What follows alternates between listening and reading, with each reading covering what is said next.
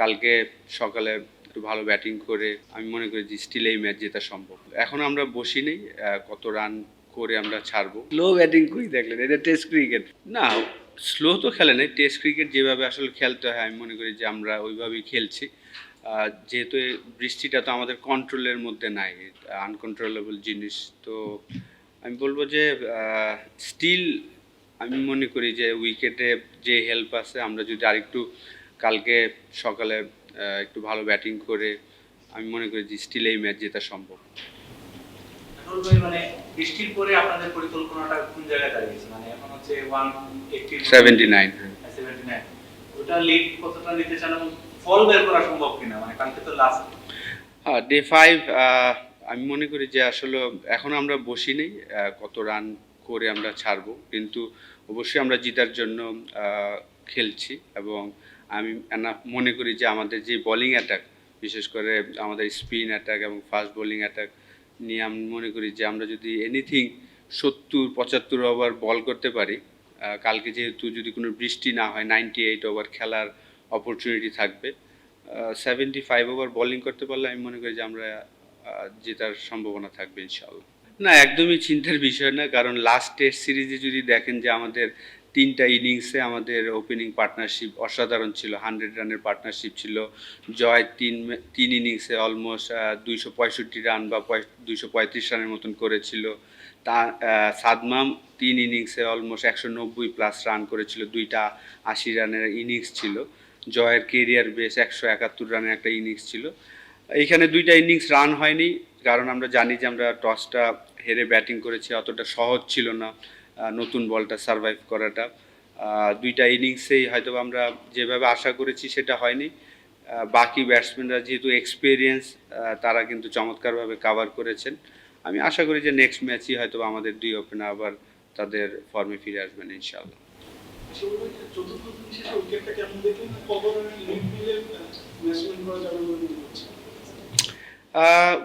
উইকেটে স্টিল আমি মনে করি যে একটু তো হেল্প আছে, কিন্তু যাদের টেকনিক ভালো তারা কিন্তু সারভাইভ করতে পারছেন। এনিথিং আমার কাছে মনে হয় যে বললাম না যে 75 ওভার যদি আমরা বল করতে পারি এবং 260 এই ধরনের একটা রান যদি আমরা করতে পারি, আমার মনে হয় যে ওই রানে জেতা সম্ভব হবে ইনশাআল্লাহ।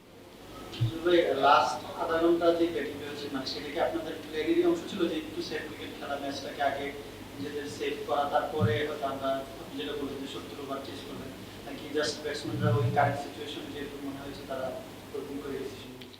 না দেখেন, আমি বলবো যে ডে 2-তে পাকিস্তান টিম কিন্তু চমৎকার বল করেছেন। ডে 1-এও তারা ভালো বল করেছেন, কিন্তু ডে 2-তে খুব প্ল্যান ওয়াইজ বল করেছেন। এবং এই ইনিংস আমি বলবো যে তারা পেস বোলাররা বিশেষ করে খুব চমৎকার একটা চ্যানেলে বল করেছেন, ইজি বল কিন্তু একদমই দেয়নি। তো সেই টেস্ট ক্রিকেট যেভাবে খেলতে হয় সেভাবেই আসলে আমাদের ব্যাটসম্যানরা খেলছেন এখন পর্যন্ত। আশা করি একটু বলবেন, আপনি বললেন 2 ওপেনারের কথা, আপনার কথা শুনে মনে হলো যে ভেঙে ব্যাটিং করছি। তানজিদ তামিমের ব্যাপারে কিছু বললেন না বা কোনো ভাবনার কথা বলেন, মানে এরকম কি কোনো সম্ভাবনা থাকবে তানজিদ তামিমকে সিলেটে খেলানো? এটা তো আসলে সিলেক্টররা ভালো বলতে পারবেন, এবং অ্যাজ এ ব্যাটিং কোচ বা যদি বাইরের থেকেও বলেন, আমি বলবো যে 2টা ওপেনারই কিন্তু 2 ইনিংস আগেই কিন্তু 3 ইনিংসে অলমোস্ট 100 রানের পার্টনারশিপ দিয়েছেন। এবং একজনের কেরিয়ার বেস্ট ইনিংস খেলেছেন, 171 রানের ইনিংস। সাদমাম 2টা টেস্ট ম্যাচে 2টা 80 করেছেন। তো সেই জায়গায় 2টা ইনিংস ফেল করলেই যে চেঞ্জ করা উচিত হবে, এটা আমি মনে করি না। সেটা হচ্ছে যে শুধু চেঞ্জের জন্য আপনাদের কি, মানে যদি আপনারা একটু ডিফারেন্ট চিন্তা করেন বা ডিফারেন্ট ক্রিকেট খেলতে চান, আপনার কি মনে হয় যে শুধু প্রিভিয়াস 3-4 ইনিংসের রানটাই বড় করে দেখা উচিত, নাকি না আপনি আরেকটু বিগার এসপেক্টে চিন্তা করবেন, আরেকটু ফিউচারের কথা ভাববেন? কি আপনি আসলে আপনি নিজেও তো এই ধরনেরই ব্যাটিংটা করবেন, আপনি কিরকম টপ অর্ডারে কি একজন ব্যাটসম্যানও চান না, লাইক টাটা ইকবাল বা আপনি নিজে যেরকম খেলতেন এরকম? এই মুহূর্তে আমি ঠিক বলতে পারবো না, সিলেক্টররা ভালো বলতে পারবেন, ক্যাপ্টেন কোচ বলতে পারেন, কিন্তু আমার চোখে আমি বলবো যে যারা রিসেন্টলি 2 ইনিংস আগে পারফর্ম করেছে অবশ্যই তাদের অপরচুনিটি বেশি হওয়া উচিত।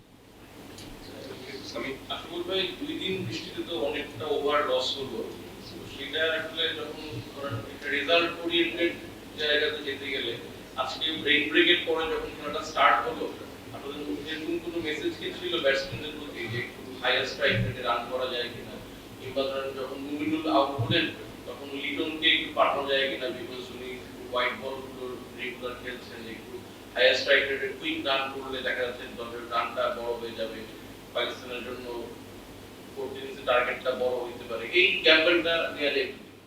না, টেস্ট ক্রিকেটে স্টিল 98 ওভার বাকি আছে। কালকে যদি ওয়েদার ভালো থাকে তো আমরা আসলে যেভাবে টেস্ট ক্রিকেট খেলা উচিত আমি মনে করি স্টিল এই উইকেটে আপনাকে ভালো ব্যাটিং করতে হবে। আপনি যদি রিসেন্টলি 4-5 বছর টেস্ট ক্রিকেট দেখেন ওয়ার্ল্ডে, ফার্স্ট ইনিংসের 400-500 করার পরেও কিন্তু থার্ড ইনিংস যদি ভালো ব্যাটিং না করেন রেজাল্ট আর নেগেটিভ রেজাল্টটাই হয়। তো আমার কাছে মনে হয় যে আমাদের ব্যাটসম্যানরা ওইভাবেই খেলছেন। দুইটা টপ অর্ডার ব্যাটসম্যান রান করেনি, কিন্তু পরে মমিনুল এবং শান্ত যেভাবে ব্যাটিং করেছেন 100 রানের একটা পার্টনারশিপ করেছেন এবং সেম ব্যাটিং অর্ডারই গিয়েছেন।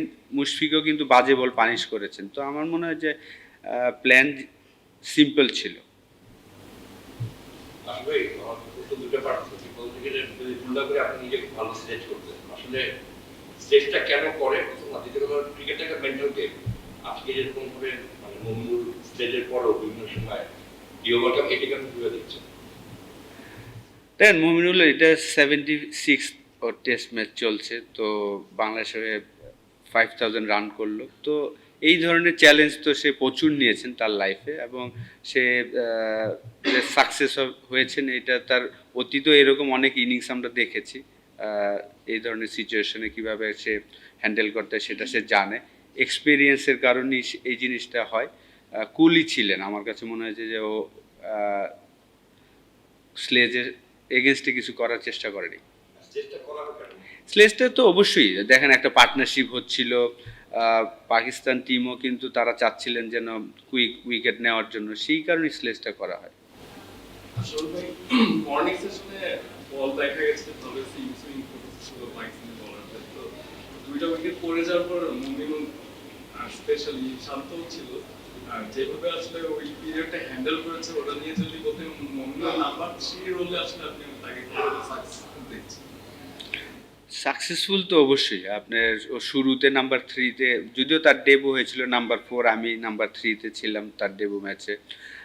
তারপরে মাঝখানে অনেকটা সময় নাম্বার 3 খেলেছেন, পরে আবার 4-এ খেলেছেন, এখন আবার নাম্বার 3-তে খেলছেন। তো আমি বলবো যে আমাদের টেস্ট টিমটা আমি সবসময়, যদিও আমি জয়েন করেছি নভেম্বরে, এবং আমি বলবো যে টেস্ট টিমটা খুব এক্সপিরিয়েন্স, বিশেষ করে ব্যাটসম্যানরা খুবই এক্সপিরিয়েন্স, এবং যেভাবে আসলে টেস্ট ক্রিকেট খেলতে হয় আলহামদুলিল্লাহ তারা ওই দায়িত্বটা নিয়ে খেলছেন।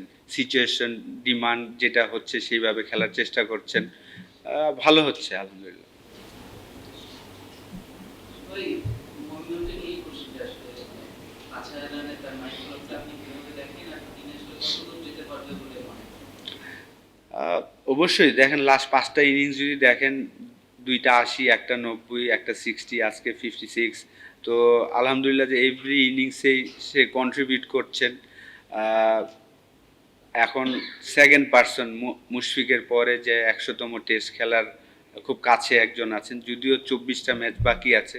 তো অবশ্যই আমি মনে করি যে বাংলাদেশের হয়ে সেকেন্ড পারসন হবেন যে 100তম টেস্ট খেলবেন, এইটাই আশা করছে। এবং যেভাবে সে কন্ট্রিবিউট করে যাচ্ছেন এটা ধারাবাহিক থাকবে। আশা করব যে 50টা যেটা বড় 100 করতে পারে, এটাই আশা থাকবে। শুরুর দিকে যেই মমিনুলকে আমরা দেখেছিলাম যে বড় বড় 100, সেই জিনিসটা যদি সামনের সিরিজগুলোতে হয়, সামনের টেস্ট ম্যাচে হয়, সেটাই আশা থাকবে। তিনি যেভাবে স্লো ব্যাটিং করে তাতে মনে হয় যে ক্যারিয়ার শেষে 8000 রান করতে পারবে। স্লো ব্যাটিং কই দেখলেন? এটা টেস্ট ক্রিকেট। টেস্ট ক্রিকেটে যেভাবে খেলতে হয়, এমন না যে সে তার স্ট্রাইক রেট 20-25, তার স্ট্রাইক রেট কিন্তু 47-50 থাকে। টেস্ট ক্রিকেটে আমরা যখন ক্রিকেট খেলতাম আমাদের বলা হয়তো ম্যাজিক ফিগার 3, এখন অবশ্যই ম্যাজিক ফিগার 4-এ চলে গিয়েছে। বা আপনি যদি অস্ট্রেলিয়া বা ইংল্যান্ডের খেলা দেখেন, তাদের ম্যাজিক ফিগার 5 চলে গিয়েছে। তো সিচুয়েশন ডিমান্ড করে, যদি ফ্ল্যাট উইকেট হয় সেখানে তার স্ট্রাইক রেট হয়তো বা 65-70 হতে পারে, কিন্তু এই ধরনের চ্যালেঞ্জিং উইকেটে আমি মনে করি যে 40 থেকে 50 স্ট্রাইক রেট থাকলো আলহামদুলিল্লাহ। আসলে ভাই আপনি একটা কথা বারবার করে বলতেছেন যে টেস্ট ক্রিকেট যেভাবে খেলতে হয় সেভাবেই খেলছে, আবার একই সাথে একটু আগে বললেন যে এখন আসলে 4-5 রান রেট নিয়ে বড় দলগুলো খেলছে। আমাদের এই ম্যাচে সুযোগ ছিল কিনা আর একটু অ্যাটাকিং খেলা, কারণ আমাদের তো টাইমের এগেইনস্টও একটা লড়াই চলছে ম্যাচটা জেতার জন্য। দেখেন, আপনার খেয়াল করতে হবে, আমরা কিন্তু লাস্ট টেস্ট খেলেছি নভেম্বরের 19 তারিখ বা 23 তারিখে শেষ করেছিলাম আয়ারল্যান্ডের সাথে। এর মাঝখানে কিন্তু 5.5 মাস আমরা টেস্ট ক্রিকেটের বাইরে ছিলাম। তো এই 5.5 মাসে আমাদের প্লেয়াররা হয়তো একটা বা দুইটা 4 ডে ম্যাচ খেলেছেন। যদি এই 5.5 মাসে যদি আমাদের প্লেয়াররা 10-12টা 4 ডে ম্যাচ খেলতো, তাহলে কিন্তু ওই রানের যে তাড়াটা বলতেন ওই জিনিসগুলো আমরা অভ্যস্ত হয়ে যেতাম। আমাদের এই জায়গাটা কিন্তু তাদের জন্য, যারা টেস্ট খেলছে প্রায় 7-8টা প্লেয়ার, কিন্তু তাদের জন্য আবার জিরো থেকে স্টার্ট করতে হয় সিচুয়েশন। আর এই এত ভালো উইকেট কিন্তু আমরা রেগুলার খেলেও থাকি না, ইদানিং আমরা খেলছি। লাস্ট 6 মাস হয়েছে যে আমরা ভালো উইকেটে ক্রিকেট খেলছি। আগে কিন্তু চ্যালেঞ্জিং ছিল যে 220-30 করলে হয়তো আপনি রেজাল্ট নিতে পারবেন। আমরা এখানে ইংল্যান্ড এবং অস্ট্রেলিয়াকে হারিয়েছিলাম 230-260 করেই। তো এটা কিন্তু অভ্যাসের বিষয়। ভালো উইকেটেও আপনি হাই স্ট্রাইক রেটে খেলতে হলে তো আপনার ভালো উইকেটে রেগুলার খেলতে হবে। আসলে ভাই তাদের তারকে যখন নেওয়া হতো তখন বলা হচ্ছে যে অ্যাটাকিং ক্রিকেট খেলার জন্য সব বাইরে কেউ হবে না, একসময় ডিপিএলও চলছে সাধারণত এখানে আপনি কি মনে হয় আমি যদি বড় ম্যাচ না খেলে আপনার সুন্দর মতো বড় ম্যাচ হয়তো আমি ওগুলো নিয়ে নেওয়ার পক্ষে আপনি সেদিকে ডিপিএল এ বেটার অপশন হতো কারণে চলবে না, আমি এটা মনে করি না, কারণ বাংলাদেশ টিমে 15 জন, যেই 15 জনকে নেওয়া হয় তারাই বেস্ট, এবং বেস্ট প্লেয়ারদেরই টিমের সাথে থাকা উচিত। যেহেতু আপনারা জানেন যে এখন ইনজুর্ড হলে রিপ্লেস লাগে, সেই কারণে আমি মনে করি যে বেস্ট 15 জন সিলেক্টররা সিলেক্ট করবে, এটাই আশা করি।